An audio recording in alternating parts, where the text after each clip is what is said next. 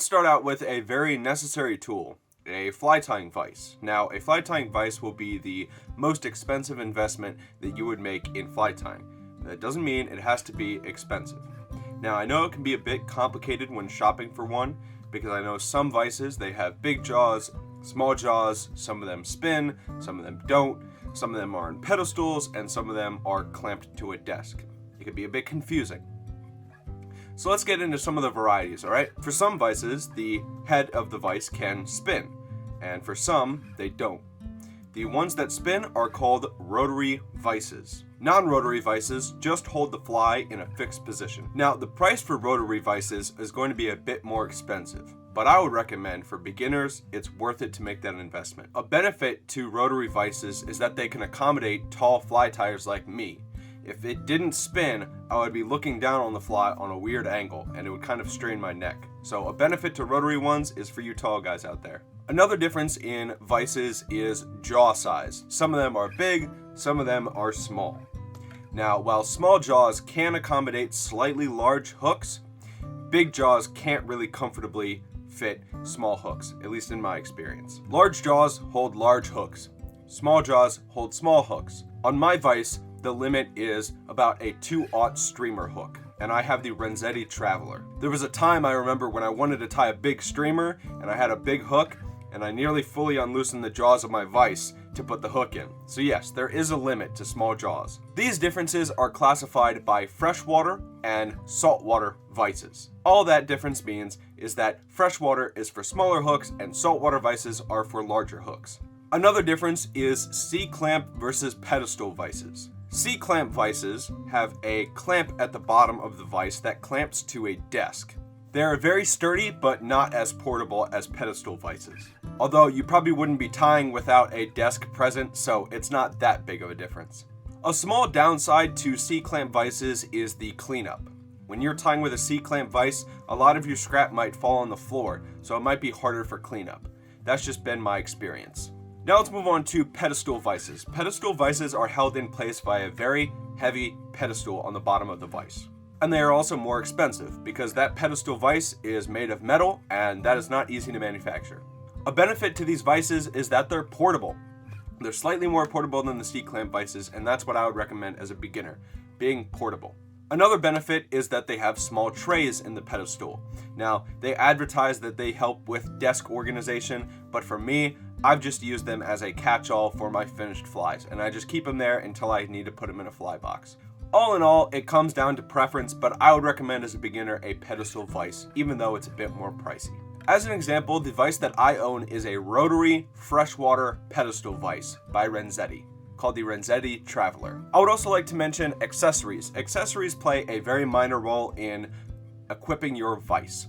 That's hackle gauges, material clips, and tool holders. I would recommend as a beginner to put the money into a quality vise and buy the accessories as necessary. For me, when I got my vise, I had none of them, and then I bought the cheapest hackle gauges I could off of eBay, and they work just fine. So put the money into a quality vise. That's what I would really recommend.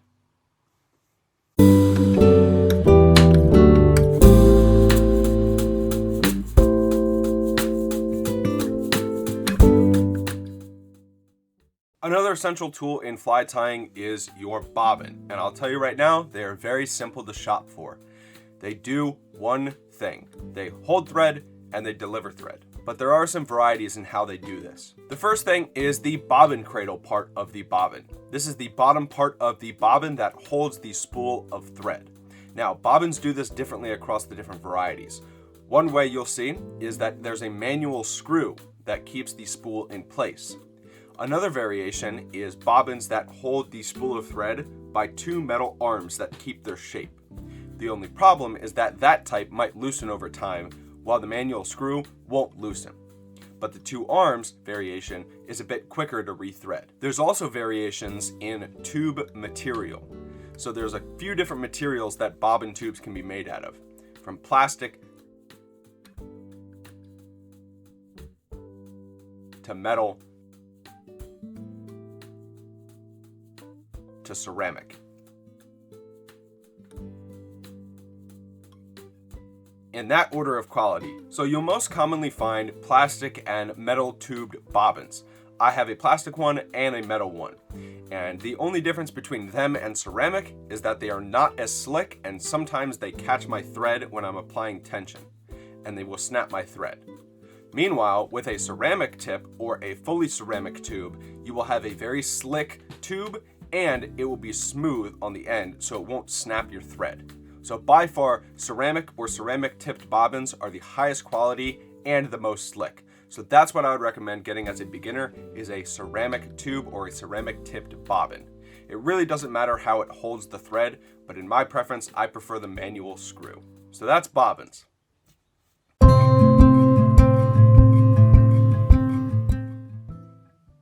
Now let's move on to another essential tool, a bobbin threader. When you begin fly tying, you will snap your thread a lot. And by I mean a lot is like your first 50 flies. Most important thing to do is rip it. Whew. So aside from not tying with thin thread, there's a way to help with this, which is a bobbin threader. A bobbin threader is a very simple tool with a handle on one side and a closed off loop of wire on the other. How you go about using it is you insert the wire end into your bobbin tube, feed your thread through that end of the loop of the wire, and pull the wire out, and you have a rethreaded bobbin. These are very, very useful. And I would recommend as a first-time buyer to get the cheapest one possible because they're just a simple tool. They're a handle and a piece of wire. So get the cheapest thing you can. That's what I would recommend. But yes, in my opinion, it is an essential tool because you will snap your thread a lot. And when you're a beginner, I don't want you to have a bad time. I want you to have an easy time. And I know you're going to snap your thread because I know I did. So get a bobbin threader.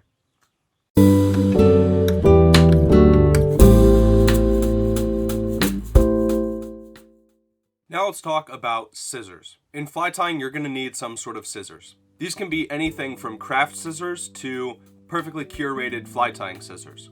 It's up to you. Fly tying scissors tend to be smaller, but more comfortable to hold. They also tend to be relatively short. Some companies will also manufacture curved scissors, which some people might prefer. With these scissors, each slice produces a curved cut, although it really depends on preference. As a beginner and a first-time buyer, I would recommend getting a small, straight pair of fly tying scissors. Keep in mind that the blades might dull from abuse. So don't trim dense or hard materials like metal or wire with the tips of your scissors. Instead, put them in the crux of the scissors and cut them way back. Keep them sharp and they will last. And that is fly tying scissors.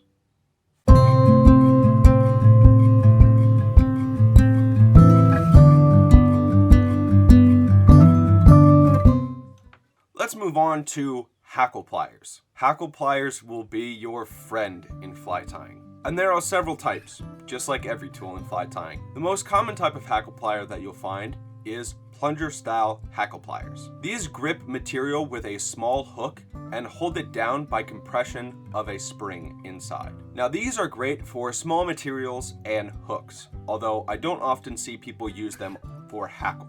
They also don't have much holding power or weight. The next type I'd like to talk about are what I call non-articulated hackle pliers. These are in many shapes. Sometimes they're fully metal and very heavy. Sometimes they are a thinner frame and they're in a teardrop shape.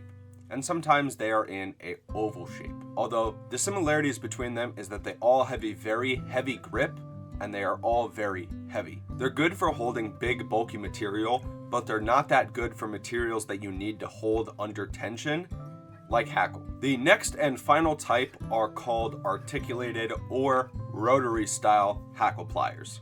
They usually have a spinning hinge at the top or in the middle, and they have good holding strength and weight, with the added benefit of being good on materials that require a lot of tension. They are my personal preferred choice when it comes to using hackle pliers. Similar to cheap bobbins, cheap hackle pliers can loosen over time. And yes, you can do your best to tighten them, but over time, they might loosen. So I would recommend getting a quality pair of rotary style hackle pliers. They will be a workhorse for you.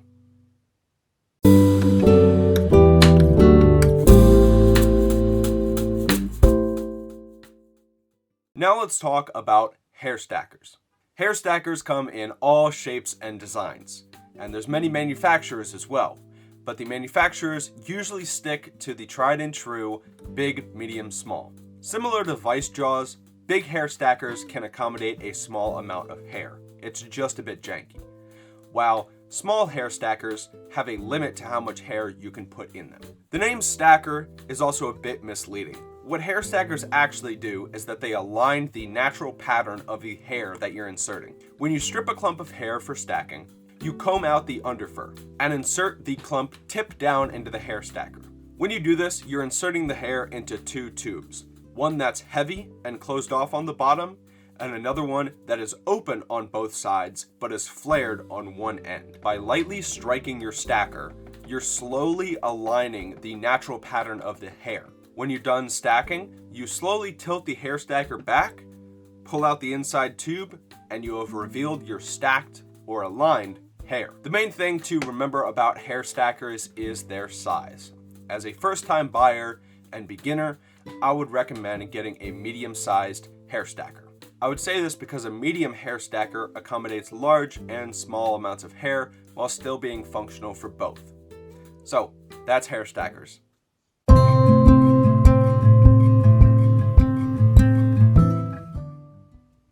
Now let's talk about dubbing needles. What are they? Well, they're just that, needles. The main thing to remember about dubbing needles is to get one with a handle. Trust me, it'll be a lot easier to use.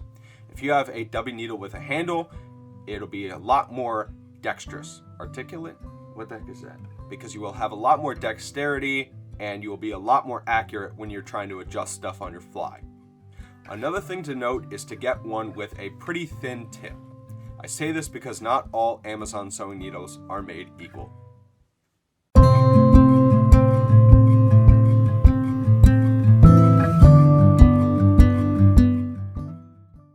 On that same topic, I want to talk about combs and dubbing brushes. Getting a dubbing brush is definitely not necessary, but it is very useful. A dubbing brush is used to comb out dubbing on a fly and give it that really buggy look. Now, this effect can be created with a strip of Velcro on a popsicle stick or one of those fancy dubbing brushes, up to you. Now, a small comb can also do the job of a dubbing brush, but it also has the added benefit of being able to comb out underfur on pelts. Again, not necessary, but definitely very useful. So it's up to preference and up to you whether you want to get a dubbing brush or comb.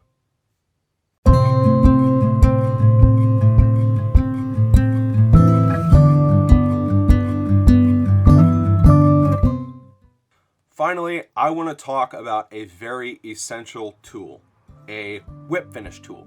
A whip finisher is used to make the finishing knot on a fly once you've tied all the other things in.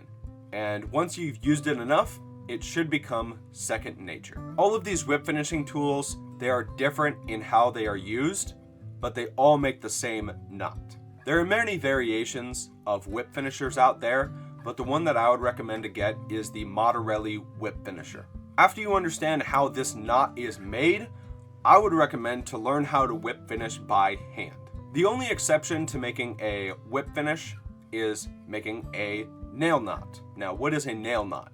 A nail knot is also a finishing knot, but it's used on flies that don't have much clearance at the head. These are flies like dry flies, when you're wrapping the hackle right near the hook eye and you don't have much room at the head of the fly. You will also need to use this on flies that you'll be using a lot of spun deer hair on. A nail knot tool can be anything from a pen cap to the bottom of your whip finisher. All a nail knot tool is a tube with a frictionless outside. Most people just use pen caps. Like I said, other people might use the bottom of their dubbing needles, which have a similar shape to a pen cap. As long as it has a hole in it on one end, and it's a pretty frictionless outside, it should work as a nail knot tool. The final point to these is to use these tools properly. A properly done whip finish is done back to front. And a properly done nail knot is one that's done multiple times, because you can't just trust one. You're crazy. These knots will all hold better if they're done properly. So that is whip finishers and nail knot tools.